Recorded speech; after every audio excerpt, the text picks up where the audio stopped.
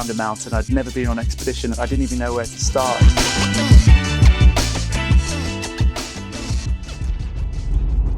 This has been the home of my expeditions now for almost 3.5 years, all my training, all my recovery.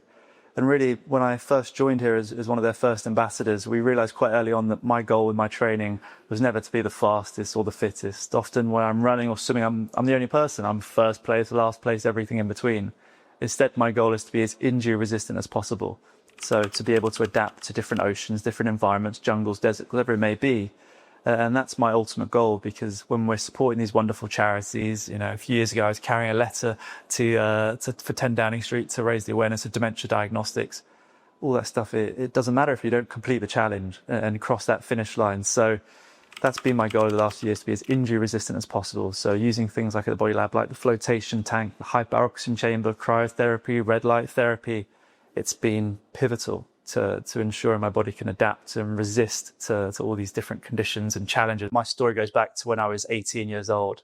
And, the start of my journey wasn't somewhere dramatic on a mountain or somewhere amazing. It was actually at home in the living room talking to my mum. And I'd just finished my final school exams, and we were talking about my grandfather. And we spoke about him all the time. We used to speak out the stories of his life. He'd spent a lot of time in the army and traveling around the world.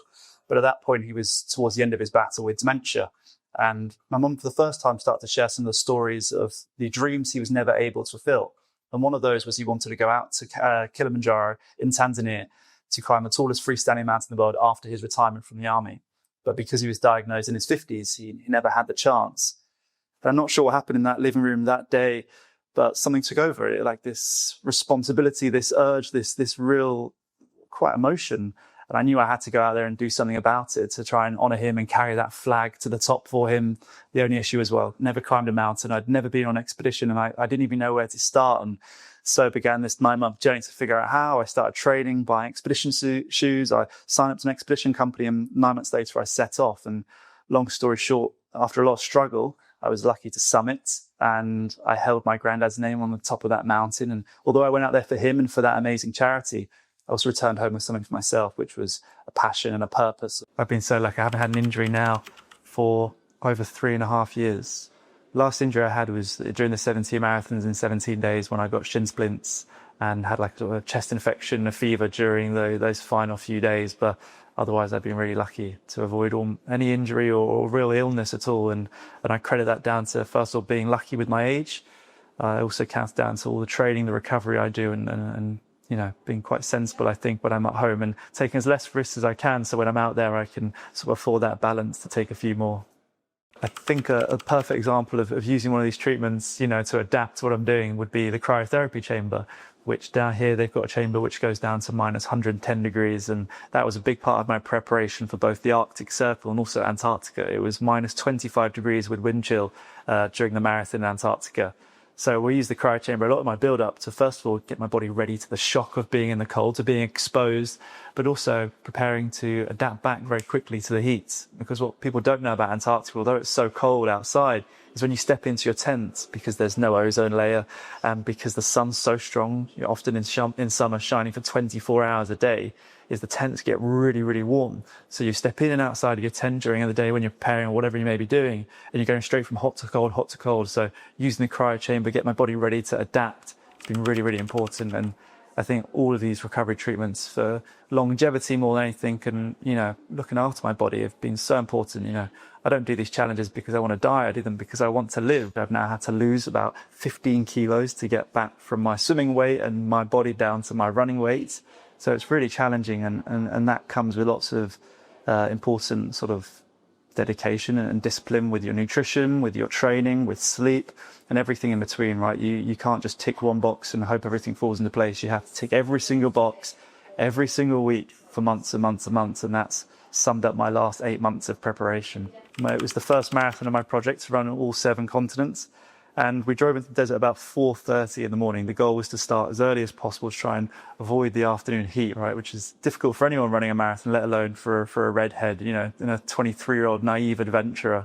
I'm sprinting through the desert. The car is following close behind, and these dogs start approaching from the left and the right. And in a moment of what felt like madness, but was pure genius, Mohammed, who was driving, he started to swerve the vehicle left to right, and the sound of the vehicle, the presence of the engine. I guess it started to scare the dogs away, and we were so lucky. But that was day one of 633 days, and I'd learned arguably the most important lesson: support crews. They were going to be key, not just to my success, but to my safety. I've been lucky now to share my story around the world. What I've realized is adventure is simply challenge with a purpose, and the purpose you can share around the world and with talks, and whether it's young people or businesses or wherever it may be. And one I think about a lot lately, and one I think I'm going to rely on a lot in Australia, is from my experience with running marathons, running consecutive marathons.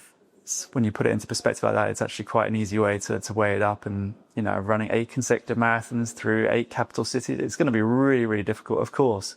But the pain of not fulfilling, my granddad's legacy, not fulfilling my commitments to the charity, my sponsors, not fulfilling what I know I can do. The most powerful thing in training, in discipline, in nutrition, everything we have to do is momentum. Momentum can carry you through some amazing things. We can all go to the gym for 1 week, but can we rock up for week 2, week 3, week 4? I think to find your reason to carry through, your why, and that will then hopefully define the what's and the how's. My best quick advice for someone who's looking to improve their fitness would be to find a why, a reason to be in the gym or to be out on the running track or wherever it may be. Great purpose. It's carried me through some incredibly tough times, both in training, both out on my adventures. First, to run 8 marathons in all 8 Australian capital cities in 8 consecutive days.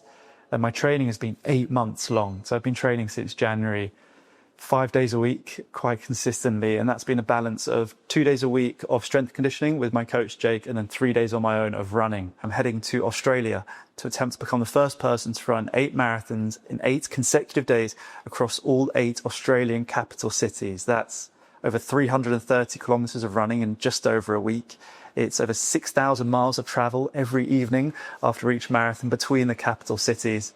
I think it's less about the places, it's more about the people and the purpose we find along the way. I'm just going to embrace the one I'm in now and try and play a small role in leading it as well.